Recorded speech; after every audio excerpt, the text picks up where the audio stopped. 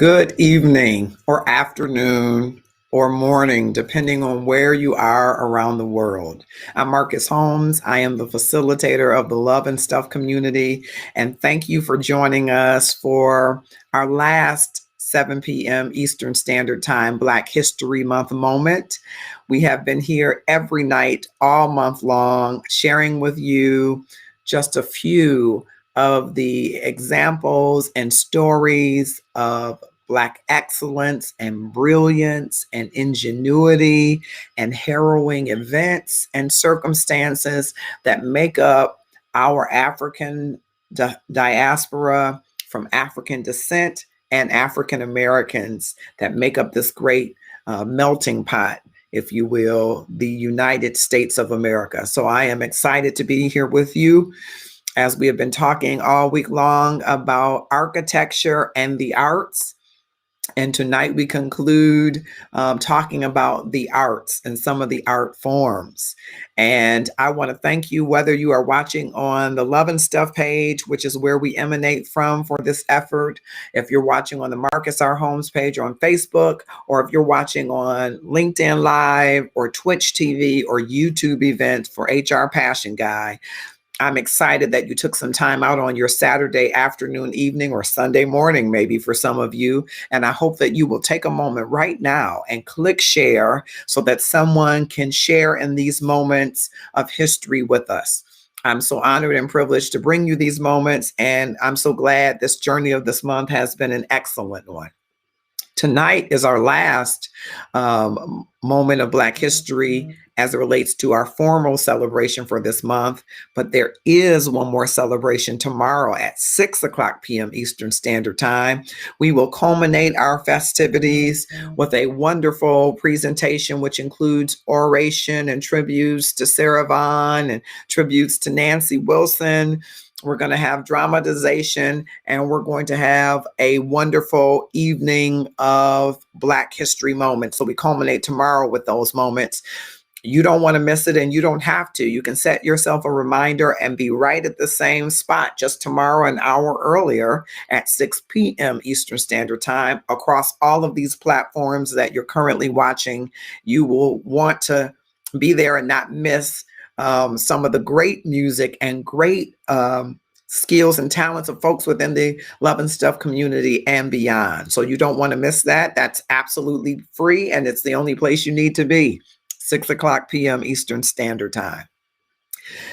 I am excited because among many art forms and among many parts of genres, music, it happens to be a favorite of mine. And I don't know about you, but I can harken back to memories of growing up when I was a younger man, growing up and listening to some of my favorites. I hope that you will drop some of the names of your favorite musicians or singers in the comments. But some of my favorites when I was growing up were Al Green. Anybody heard that name before? Teddy Pendergrass. Anybody ever heard that name before? One of my favorites, Marvin Gaye. Anybody ever heard that name before? So these were some of the singers. Being a singer myself, some of their singing, it just moved people and you could feel their songs. And that was always important to me, to be able to feel the music, because those were some of the people that stood out to me as having stellar gifts. Okay. Valencia Adner was saying Roberta Flack, another great one. You know, in high school, Valencia, for the stint that I was at Cass Tech, go technicians. I'm not waving y'all away. I love you.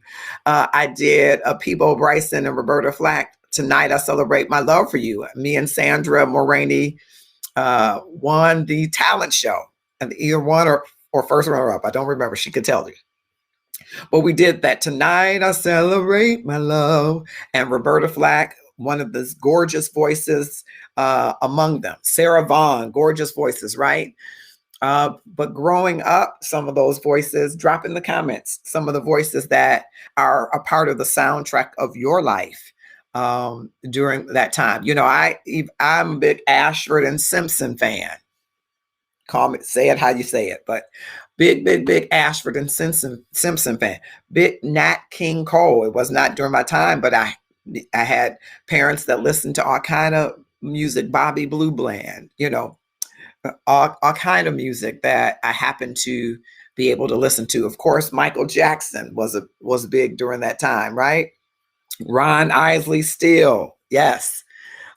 Keep dropping those names of folks in the comments that are a part of the soundtrack of your life or were part of voices that you liked, or for me, sometimes voices that I emulated. I tried to get some of those sweet falsetto notes like Marvin Gaye did it, and then I heard of Rance Allen, who recently left us and got his wings, and he had some different kind of falsetto notes and head voice stuff going on that I tried to mimic, and sometimes today I still try to emulate it, never successfully. There's only one Rance Allen, there could only be, right?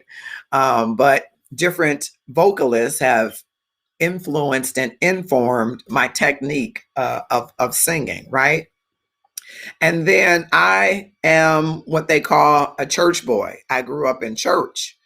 And some people would say 24-hour church. I don't know if there's anybody out there who seemed like you awakened and Jesus was saying, okay, come on, let's go to church. And seems like when he tucked you in, he said, okay, get ready for church tomorrow.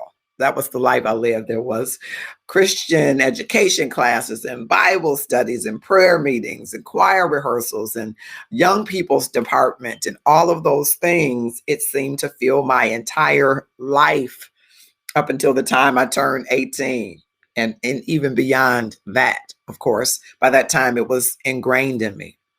And so very early on, of course, you've heard of names and influences, and you can drop some of the influences if you've heard of names. We're talking a little bit tonight about gospel music, but we heard Thomas Dorsey, right? From Thomas Dorsey to Milton Bigham, from Kurt Franklin to Kurt Carr, from Mahalia Jackson to Albertina Walker, from Shirley Caesar to Yolanda Adams. And the list could go on and on and on and on and on. And as a young man, I was enthralled. I was just enamored with gospel music.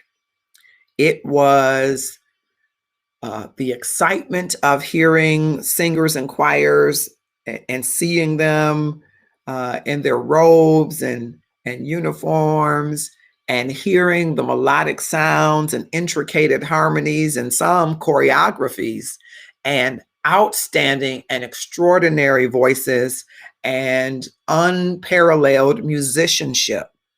And being from the mecca of gospel music, I know there are folks in Chicago who would challenge me today.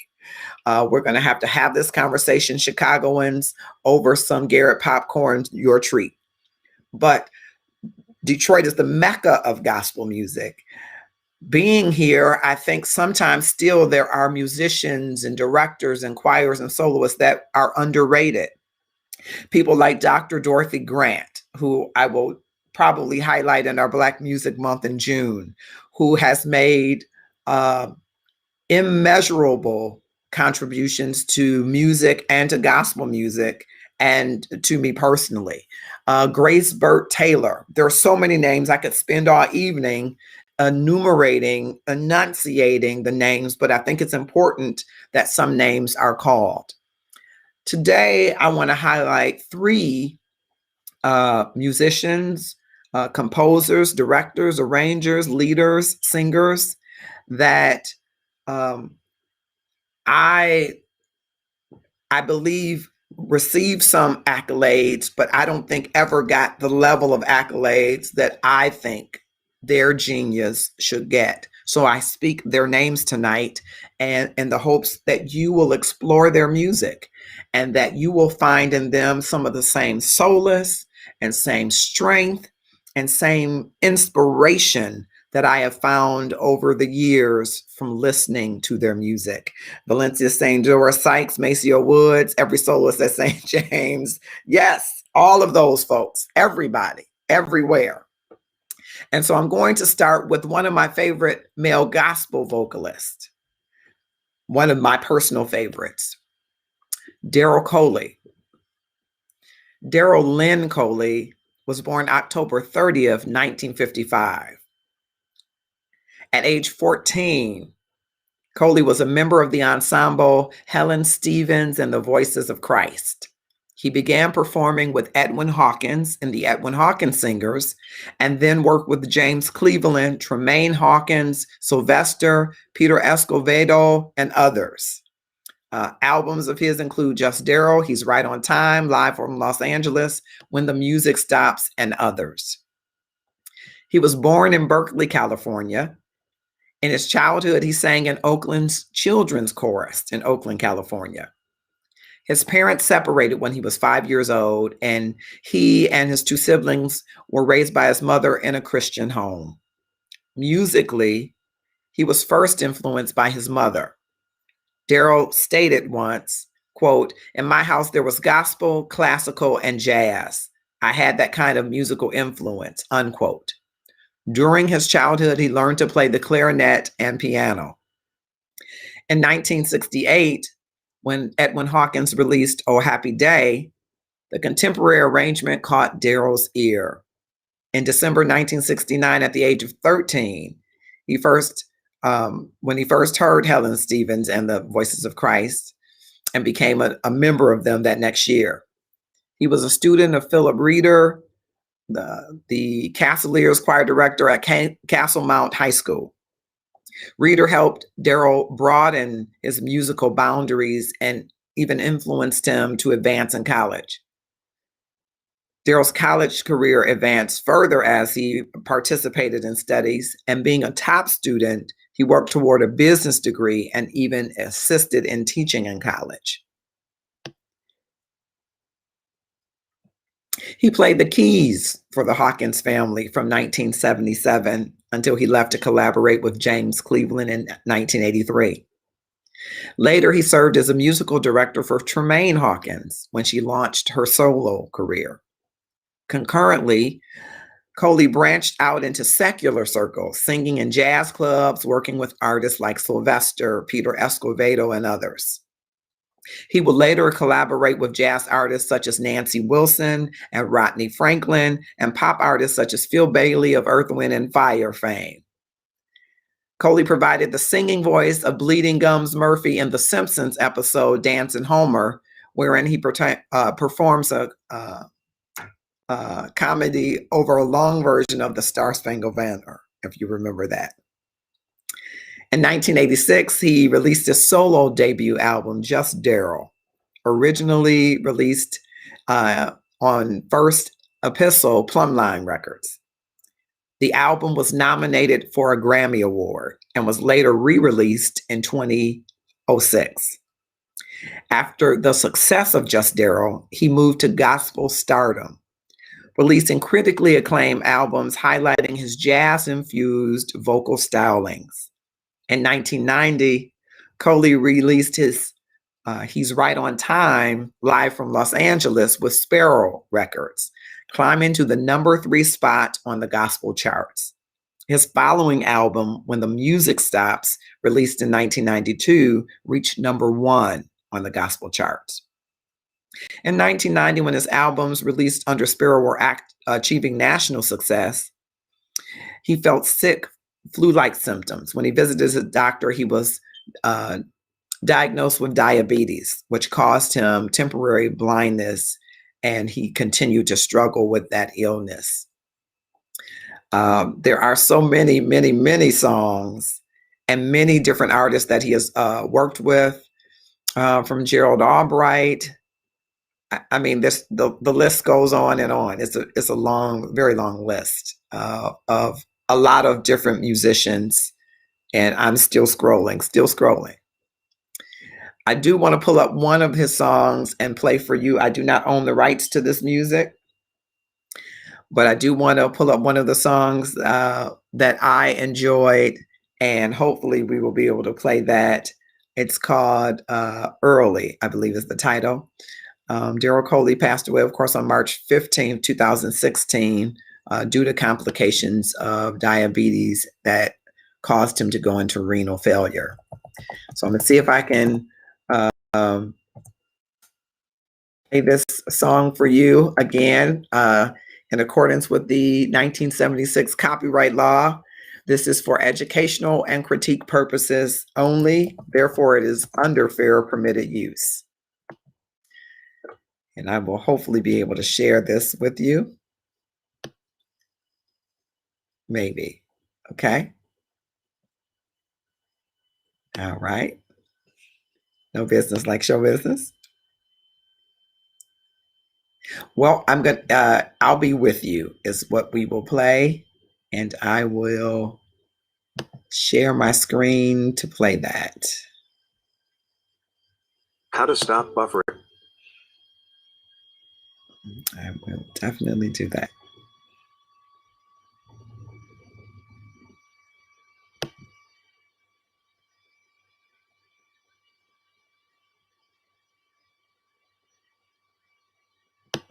Bring issues anywhere, anytime, instantly.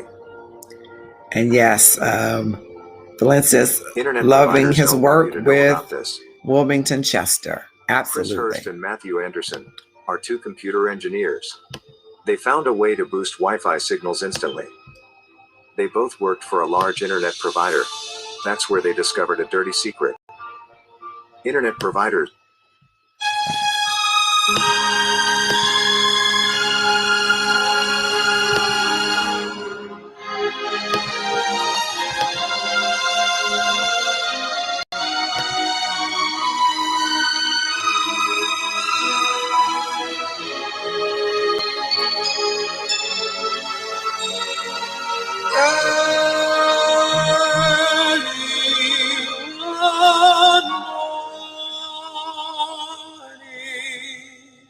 Jesus came into my heart. Since that day we've never been apart. Later that evening, I could feel him by my side, there to love, to comfort, and to guide. By faith,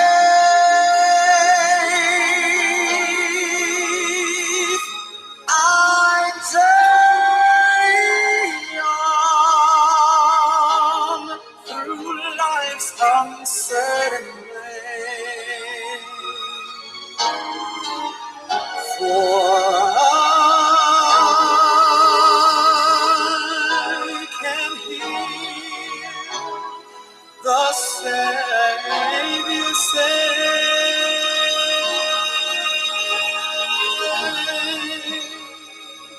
I'll be with you when the sea is stormy, be with you in the night,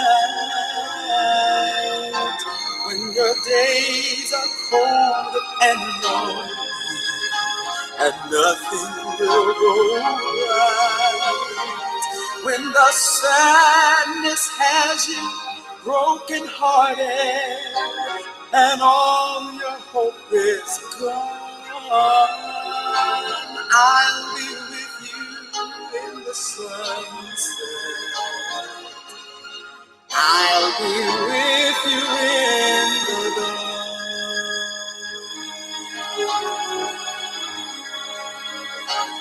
Yes.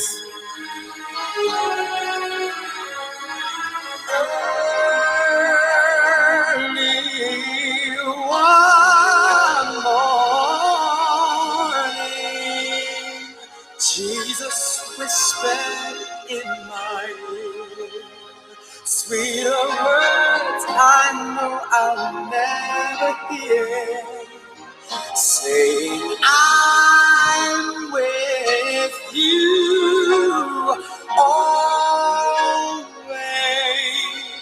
through your smiles and through your tears, through the days, the months, and through the years. You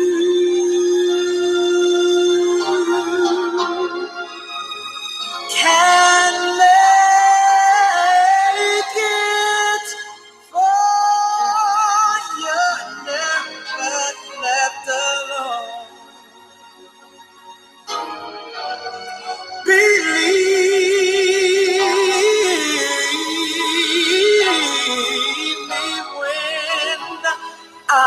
say to you,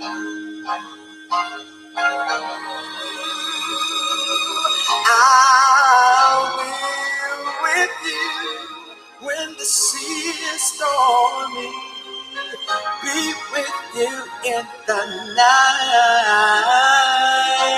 when your days are cold and lonely, and nothing will go right, when the sadness has you broken hearted, and all of your hope is gone. I'll be with you in the sunset. I'll be with you in the dawn.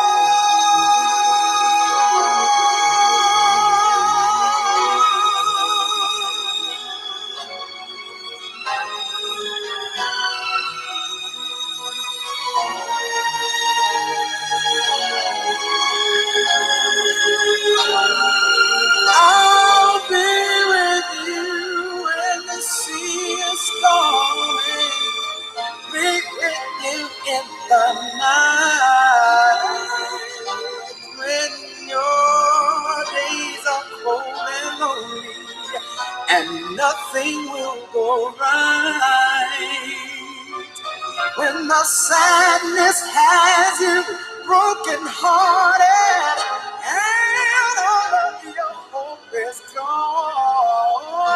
I'll be with you in the sunset. I'll be with you in the dark.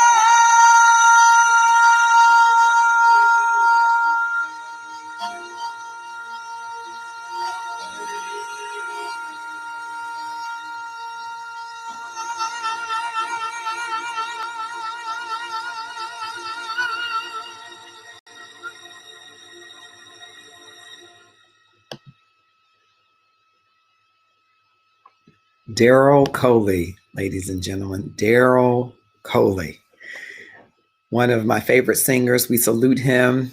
He achieved much notoriety and mentored many people, but I think that his work, body of work, both as a singer and writer and recording artist, all of that work, and as a pastor and prophet in his later years, didn't get all of the acclaim that I thought that it would for the outstanding gift that he was and trailblazing artist that he was, having worked with some of the greats, the James Clevelands and the Edwin Hawkins. I am honored to have met him, and I am so grateful to be able to honor him today. I'm going to our next one. You know, I grew up, I'm a big choir guy. I was in school choir and church choir and glee club and all kind of choirs. And this is my favorite choir in the world. And I know there will be some people that will say, what in the world? Because I am from Detroit, and Detroit has, I can't find enough words to tell you the choirs that Detroit has had and has a long history of great choirs and choruses and ensembles. But my favorite choir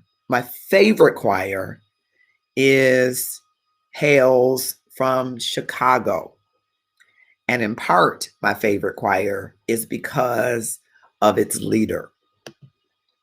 Milton Brunson was born June 29th, 1929, an American gospel musician, former pastor, and musical director of Christ Tabernacle Baptist Church in Chicago, Illinois.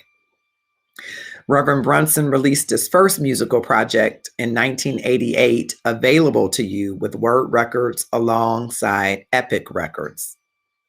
The last album, When You Get High on Jesus, Oh My God, released in 1997 by Hob Records, was a posthumous release. The last album to chart was 50 Blessed Years. That charted on the Billboard charts. All in all, he had 10 albums that charted on the Billboard Gospel Albums chart over the course of his career, and some even after his death. He received a nomination for the Best Gospel Album, Group or Choir at the 1988 Soul Train Music Awards and for Best Gospel Album at the 1993 Soul Train Music Awards. He won a Grammy Award for Best Gospel Choir or Chorus Album at the 37th Annual Grammy Awards, while he was nominated 2 other times. Reverend Brunson was born in Chicago, Illinois. His father was a stockyard worker, while his mother was a music and religious teacher. After he graduated from McKinley High School, he pursued a career in music by getting trained by Thomas A. Dorsey, Mahalia Jackson, and Robert Johnson to hone his craft in the arts. He eventually became an ordained minister in 1964 and founded, pastor, and was the music director at Christ Tabernacle Baptist Church of Chicago, Illinois.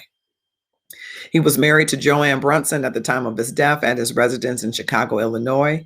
They had 3 children together, 2 daughters, Donna, Louise, and Lavidia, and a son, Kevin, who is an outstanding drummer. He even has a post office branch and school named after him in Austin, Illinois, a neighborhood on Chicago's west side. His music career started in 1947 at the age of 18, as he learned his craft under those mentors I mentioned, Thomas Dorsey, Mahalia Jackson, and Robert Johnson. After his mentoring process, he started the Thompson Community Singers, nicknamed, as Valencia said, the Tommies, that appeared on many episodes of the Jubilee Showcase. They even played Grant Park during the Chicago Gospel Music Festival and at the Apollo Theater and at Madison Square Garden in New York City, places where maybe choirs wouldn't have traditionally been headliners, but he paved the way for many choirs to headline these prestigious events and venues. This got them enough recognition to play in England, Italy, and many other countries around the globe. Brunson and the Thompson Community Singers released 22 musical projects, and a few of those were released posthumously, as mentioned. They received numerous accolades ranging from the nominations that we mentioned to Best Choir. Well, they won the Grammy for the Best Gospel Choir or Chorus Album, and have notable alumni members, including Ricky Dillard, Jesse Dixon, and Darius Brooks, one of my faves. All faves, but great faves. I will share, he passed April 1st, 1997, and I had the honor to meet him twice. I had the honor to talk with him in his office one time, and it was maybe the greatest honor as a choir director I think that I have had bestowed upon me, to just have him talk with me and my group sang there, and to hear his critiques and to hear his recommendations and suggestions and praise for the group. I was in choir heaven. And so there's, too many Thompson Community Singers songs, I call them jams, I could play. So I'm going to go eeny, meeny, miny, mo, and see if I can play something that you'll get to see a little bit of him in, maybe so. Let's see if we'll get a little bit of him in this video. Hello, I'm Brad Castillo. I'm sorry, those weren't primed earlier because we're having trouble with the primer of videos on our system, but we will. I think this is going to be this might be an old one. Again, the music that I'm playing, I am using for educational purposes and for the purposes of critique under the fair use section of the copyright law of 1976. So I'm going to share this with you.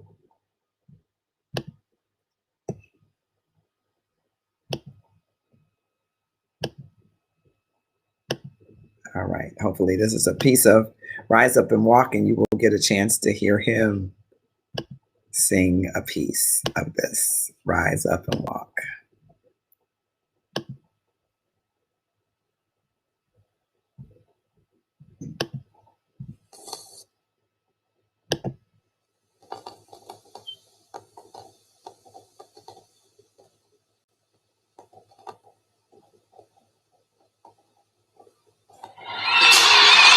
From Chicago, Illinois, Reverend Milton Brunson and the Thompson Community Singers.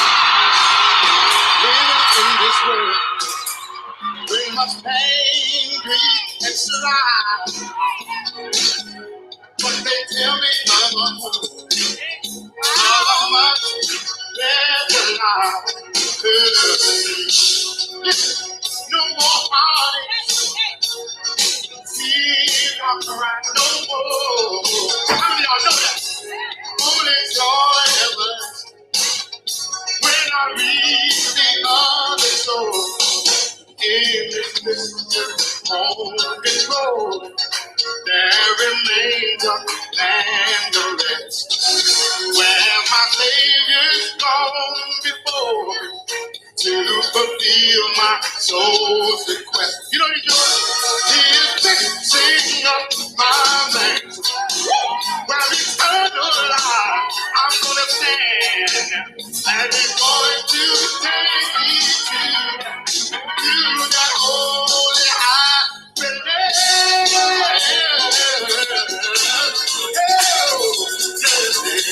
I got this part here. No doubt about it. Talk about it. What a day that's going to be. I'm going to tell God all about it. To be my Savior and my God. No doubt about it. And talk about it. What a day that's going to be. I'm going to tell God all about it. It's my Savior and my God.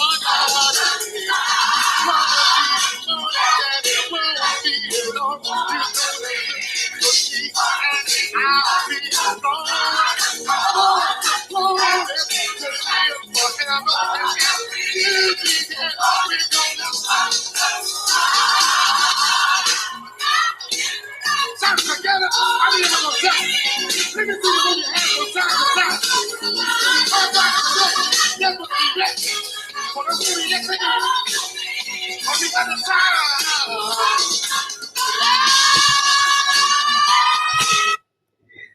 Yes, the Thompson Community Singers. I was trying to get a clip, and I may get one before, of Milton Brunson singing Rise Up and Walk so that you can see him specifically. One of my favorites, my favorite choir in the world. But there is, and there are many great choirs. And when I think of excellent choirs and excellent musicianship, I think of this next individual.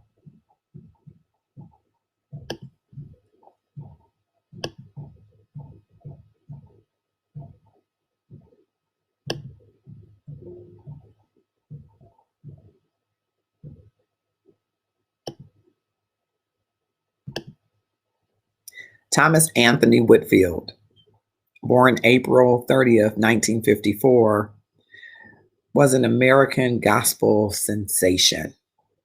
Singer, songwriter, arranger, pianist, choir director, and producer.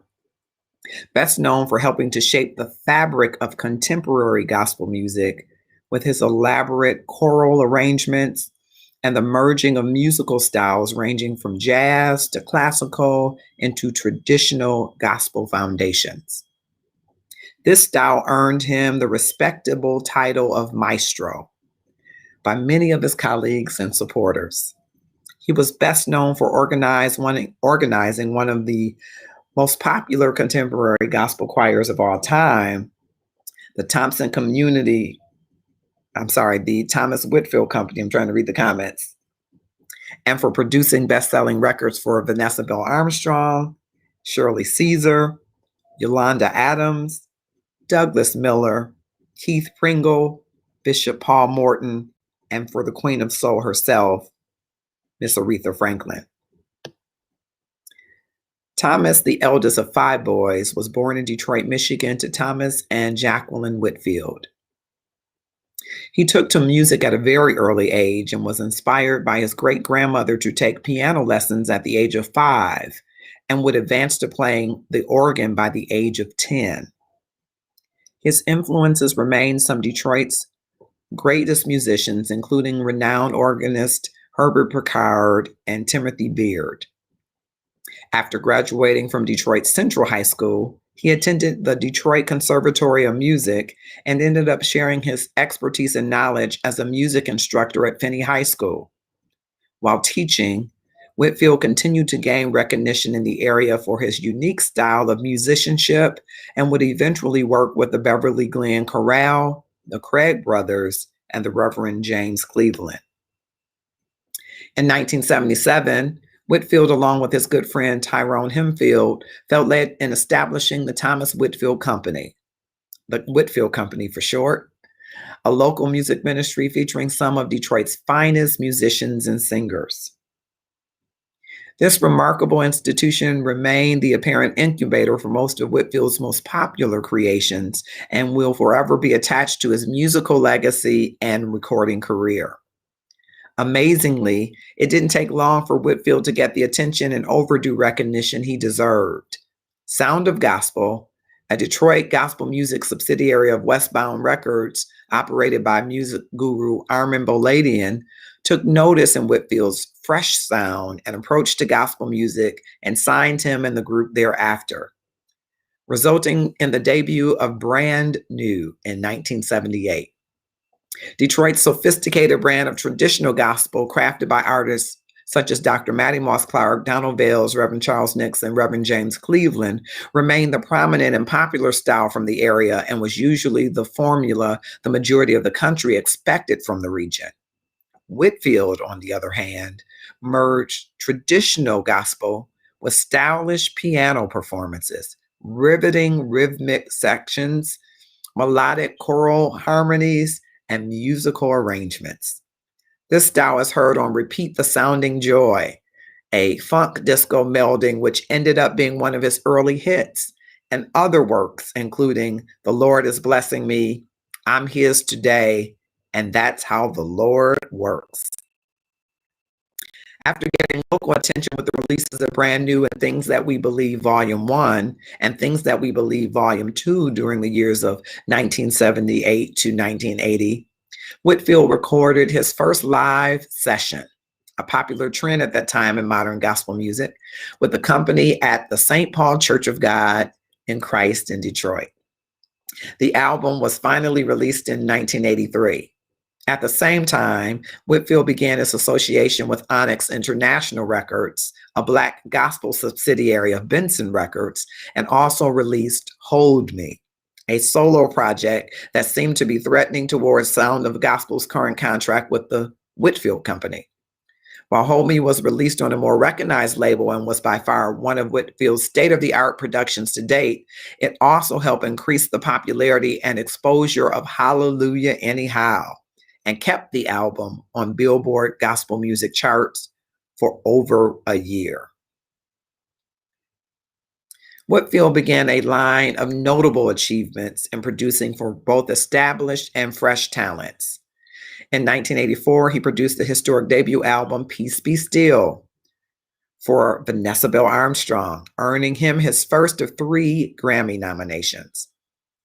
That year, he also wrote Time to Come Back Home for Shirley Caesar's Grammy and Dove Award-winning Sailing album. Whitfield's popularity and demand continued to escalate, producing on projects from the Soul Children of New Orleans, Keith Pringle, Douglas Miller, the Winans, the Michael Fletcher Chorale, and Paul S. Morton followed. In 1986, I'm Encouraged was released, a live recording session held at the Civic Auditorium in Cleveland, Ohio. The project climbed to the #1 spot on the Billboard's top gospel album charts. During Whitfield's final years with Sound of Gospel, Whitfield discovered Texas native Yolanda Adams and produced her first project, Just As I Am, for the Detroit label in 1988, which skyrocketed up Billboard's gospel charts. An opportunity of a lifetime was awarded to Whitfield when the Queen of Soul, Miss Aretha Franklin, confronted him with the task to head the music direction for her upcoming live recording, a project that the media labeled the sequel to her best-selling and award-winning Amazing Grace LP in 1989. Aretha took home a Grammy Award for Best Soul Gospel Performance, in 1989, for One Lord, One Faith, and One Baptism, and a Dove Award for Traditional Gospel Album of the Year, an album that featured musical and choral arrangements from Thomas Whitfield. Some of the album's serious highlights included the moving opening of Walk in the Light, and Aretha being serenaded by Whitfield's entrancing piano accompaniment on Ave Maria.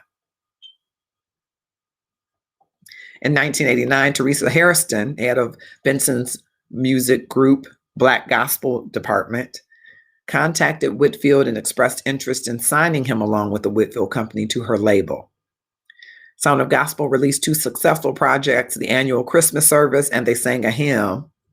In 1990, while Whitfield went into the studio to record My Faith for Benson, the project contained the Edwin Hawkins composition Glorify the Lord and featured musical appearances from Vanessa Bell Armstrong and Karen Clark Sheard from the renowned Clark sisters. In 1992, Benson released what would be Whitfield's last recording, Alive and Satisfied. The album, to so many gospel music historians, felt like a prophecy and a love letter to Whitfield's presence in the gospel music industry. The album featured the moving praise and worship ballad Precious Jesus, Let Everything That Have Breath, which features the popular sample vamp used in a number of recent gospel selections, and the reflective We Remember. The medley featured some of Whitfield's most treasured classics strung together in one song. By this time, Whitfield had already been contacted by Paramount Pictures to appear in the motion picture Leap of Faith, starring Steve Martin. He eventually turned down the offer, feeling that even though the visibility was good, he felt it might diminish the dignity of his ministry. He also began work with music mogul Quincy Jones, Handel's Messiah, a Soulful Celebration, a powerful display of modern music arrangements.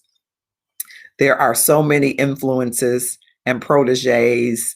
His musical brilliance and influence has left a tremendous impact on artists. Some of them who acknowledge that impact include Rudolph Stanfield, Donald Lawrence, Fred Hammond, John P. Key, Byron Cage, Ricky Dillard, J.J. Hairston, Walter Hawkins, Richard Smallwood, Big Jim Wright. Both Big Jim Wright and Walter Hawkins, of course, are deceased, bless their memory, Edward Dawson, and many others. An outstanding, more than a musician, an outstanding gift to our world. I am going to, again, I do not own the rights to any of this music. I am playing it for educational purposes and critique permitted under the Fair Use of the Copyright Act of 1976. But there are so many songs from Thomas Whitfield that I love, and probably many others do too. I'm just going to see if I can play one short one. I'm not going to say one short one, but one. There's so many favorites. And you can shout them out if you know. But one of my favorites, among many, I am forever in love with his Down at the Cross. And I hope that I can play that for you.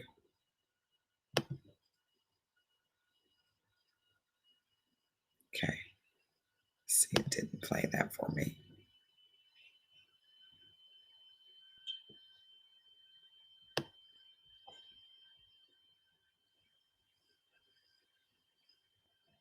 All right, we will play Down at the Cross. Thank you for your patience. The video rendering of some of these are difficult at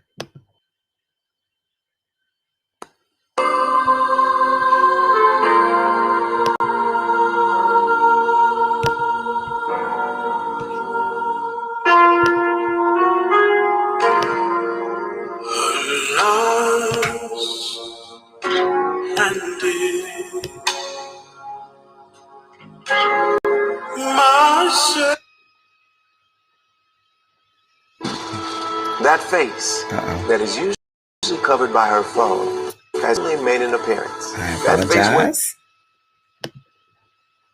Say it again, Jesus. That Let's didn't work call out. in the name of. That did not work out. So we will maybe find a way to play it tomorrow for our Black History evening tomorrow. I am still very honored to have shared this space with you and share with you some of gospel music's best and some of my personal favorites. And I hope that this moment of Black History these moments have, and will encourage you to